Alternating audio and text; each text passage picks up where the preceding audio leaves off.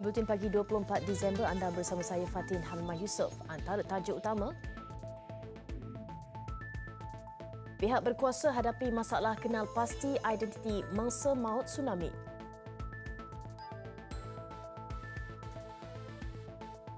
Juga bayi lelaki diletakkan dalam kotak ditemui dalam kawasan surau.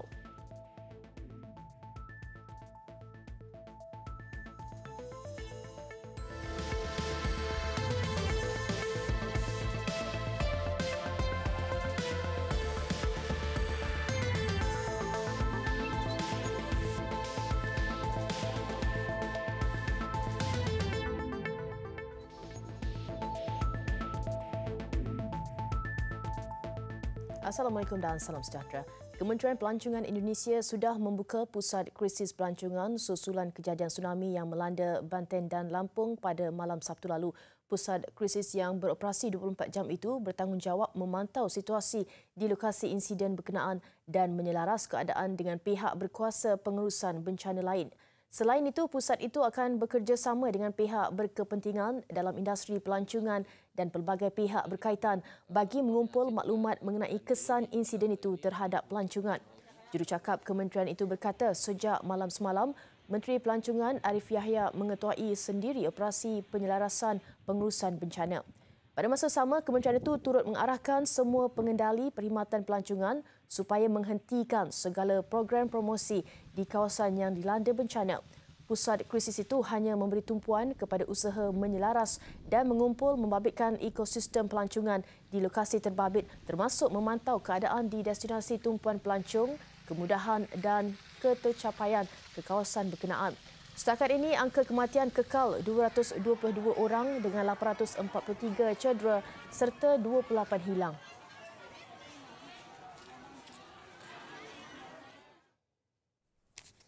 Sementara itu, di Pantai Carita, wilayah Banten, petugas penyelamat kini berdepan tugas getir mengenal pasti identiti mangsa yang maut akibat bencana tsunami. Setakat ini, pegawai perubatan dari Unit Pengecaman Polis Tempatan, Hassan Abdul Aziz berkata, petugas masih sedang memproses identiti 67 mayat mangsa yang ditemui di Pantai Carita. Manakala bilangan mayat mangsa yang ditemui di Tanjung Lesung masih belum dikira. Kalau jumlah yang diambil ini masih bertambah terus. Cuma ini kalau metodenya pakai visual, jadi kita sesuai dengan mencocokkan wajahnya. Kebetulan masih bisa dikenali. Petugas penyelamat juga mengalami kesukaran untuk ke lokasi yang terjejas kerana beberapa jalan utama dihalang oleh sepihan dari runtuhan kediaman dan bangunan serta kenderaan rosak dan pokok tumbang. Dalam pada itu, seorang mangsa yang terselamat daripada bencana itu menceritakan detik-detik cemas ketika tsunami membadai kawasan persekitaran tanpa amaran di sepanjang Selat Sunda lewat Sabtu. Di rumah kan saya lagi tidur-tiduran tuh nonton TV. Nah, saya sekali itu kayaknya ada suara gede itu gerbuk gitu. Sangka saya angin kan. Nah, rupanya saya buka pintu, air tuh masuk. Udah semua penuh langsung. Terus ketarik lagi si ini nih air ini ke tengah. Nah, saya ngelihat tengah itu surut, jauh bener kan. Jadi ya pas ke situ saya pada beberes, sekali lagi datang lagi, begitu lagi. Nah, langsung pada ini semua ngungsi semua. Menurut media tempatan, penduduk pesisir pantai tidak melihat atau merasakan sebarang petanda air surut atau gempa bumi sebelum ombak setinggi 2 hingga 3 meter melanda. Bencana itu juga memaksa orang ramai berpindah dan mencari perlindungan di atas tanah yang lebih tinggi. Jurucakap Agensi Mitigasi Bencana Sutopo Purwo Nugroho berkata masih terdapat ancaman tsunami kerana gunung berapi masih meletus. Pihak berkuasa juga telah memberi amaran kepada penduduk dan pelancong di kawasan pesisir pantai di sekitar Selat Sunda untuk menjauhkan diri dari pantai. Amaran berlakunya air pasang besar masih diteruskan hingga 25 Disember. Seorang bayi lelaki diletakkan dalam kotak ditemui dalam kawasan surau di AU1 Taman Keramat Ampang Selangor malam tadi. Bayi yang lengkap berpakaian dan masih hidup itu ditemui jemaah surau di Jalan AU1A Palang 3E Taman Keramat pada 8.56 malam sebelum memaklumkan kepada pihak polis. Ketua Polis Daerah Ampang Jaya, Asisten Komisioner Hamzah alias, pihaknya kemudian mengarahkan sebuah kereta peronda polis ke lokasi kejadian. Pemeriksaan mendapati bayi masih bernyawa itu diletakkan dalam kotak berwarna coklat bersama lampin, pakai buang dan susu. Pegawai perubatan yang melakukan pemeriksaan turut mengesahkan bayi dalam keadaan sihat. Pihaknya kemudian membawa bayi itu ke Hospital Ampang untuk rawatan dan pemeriksaan susulan. Bayi kini berada dalam keadaan stabil dan ditempatkan di zon kuning. Polis masih menjalankan siasatan lanjut bagi mengenal pasti ibu bapa dan pihak bertanggungjawab meletakkannya di surau berkenaan. Orang ramai yang memiliki maklumat mengenai kejadian itu diminta tampil membantu siasatan.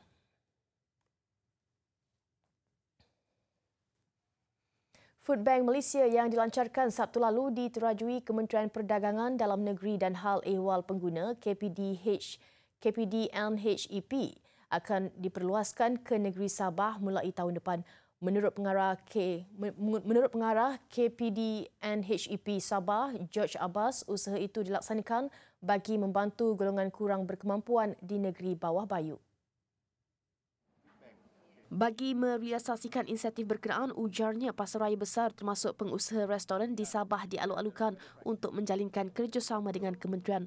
Pada masa yang sama dapat memastikan barang makanan seperti sayur-sayuran dan buah-buahan serta produk makanan lain yang masih boleh digunakan tidak dibazirkan dan boleh diagihkan kepada mereka yang memerlukan.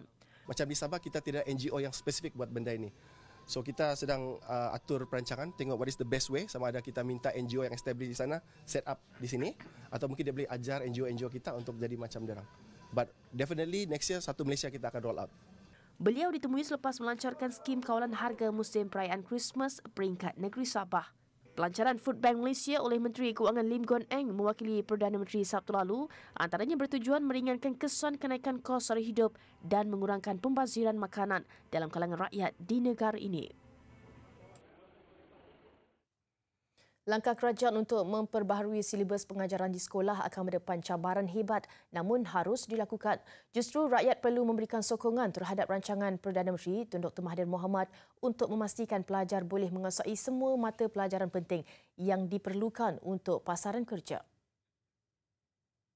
Pemimpin veteran DAP yang juga penasihat parti itu, Lim Kit Siang, dalam satu kenyataan berkata, pengumuman Perdana Menteri Tun Dr. Mahathir Mohamad untuk melaksanakan pembaharuan kurikulum sekolah adalah sangat berguna kepada pelajar yang perlu disokong rakyat yang mahukan masa depan yang lebih cerah dan terjamin untuk generasi akan datang.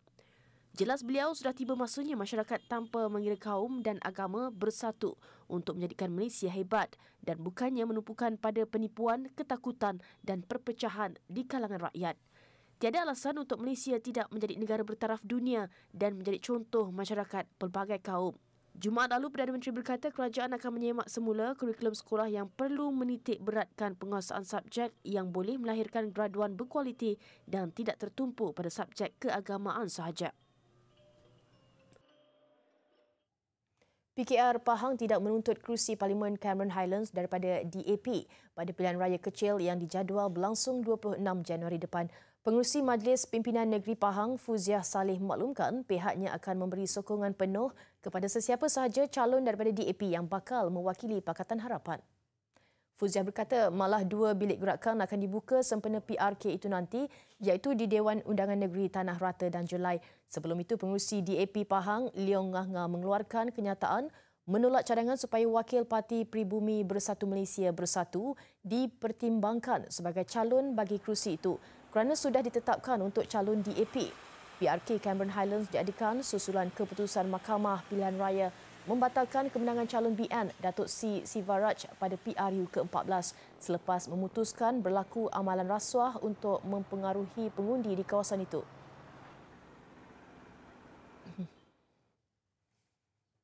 Dalam perkembangan lain, pengerusi PKR Kelantan, Datuk Seri Muhammad Suparadi Mat Nur memberi tempoh kepada Naib Ketua PKR Cabang Ketereh, Muhammad Sukirman Mustafar sehingga esok membuat permohonan maaf secara terbuka sebelum tindakan undang-undang diambil.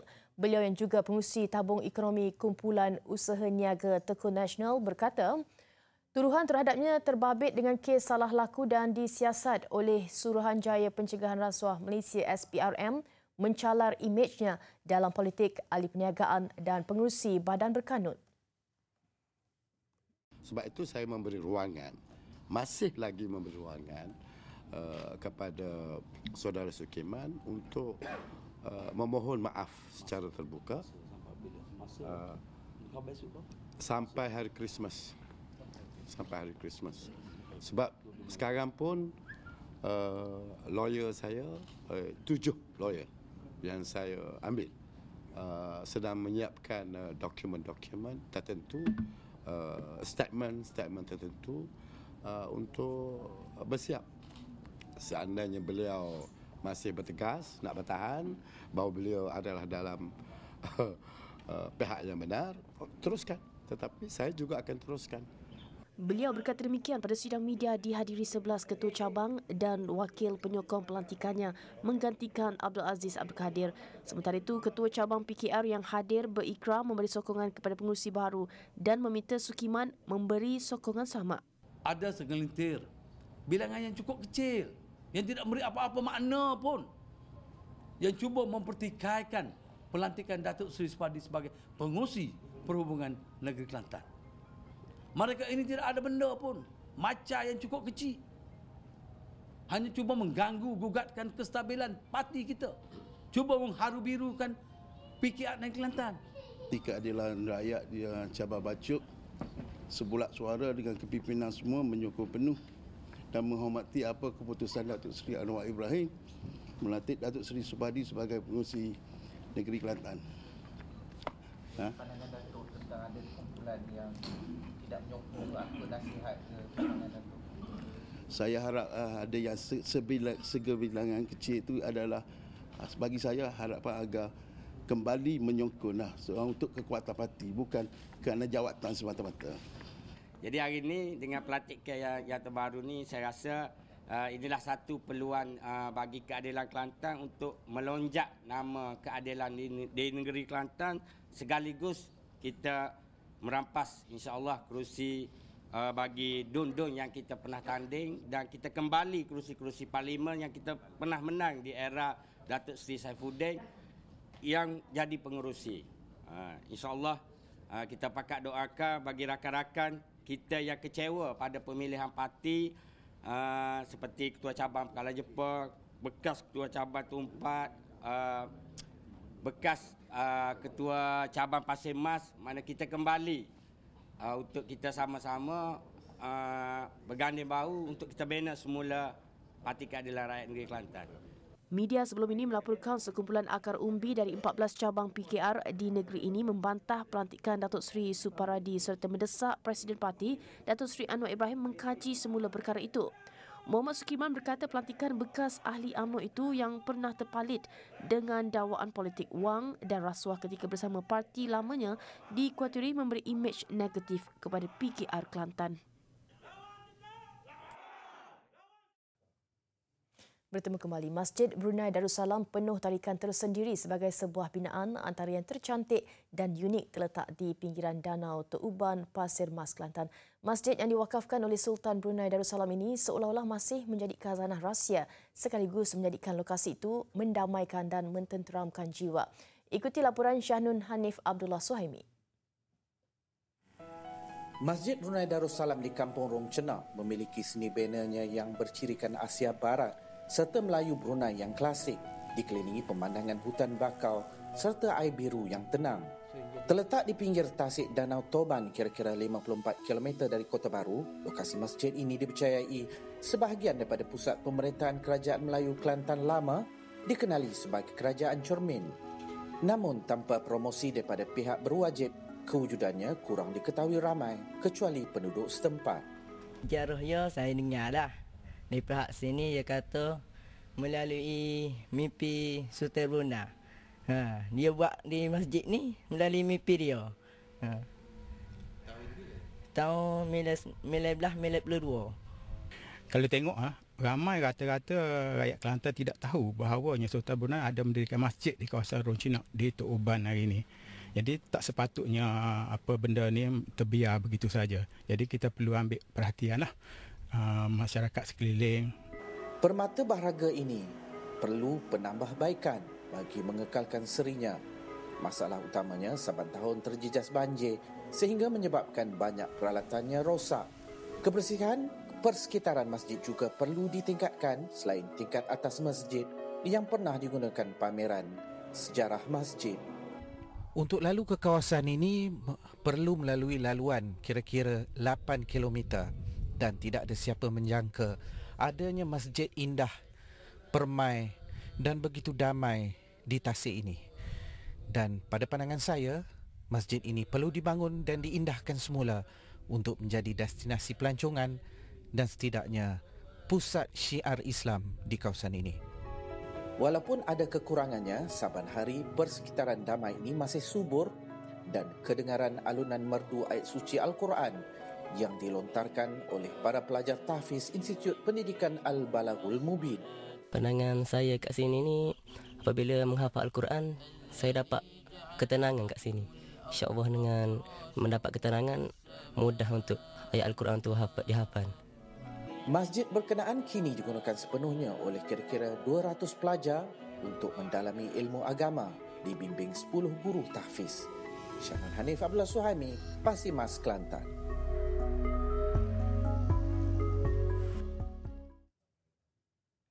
Pada awalnya saya ingatkan panggilan telefon diterima hanya gurauan.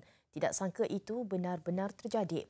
Itu luahan anak sulung bekas penyanyi kumpulan Melissa Muhammad Firdaus Muhammad Razzi selepas mendapat kabar mengenai ayahnya yang rebah di atas pentas ketika membuat persembahan di ibu negara. Saya memang saya terkejut dan saya marah habis saya. Saya harap dia main-main.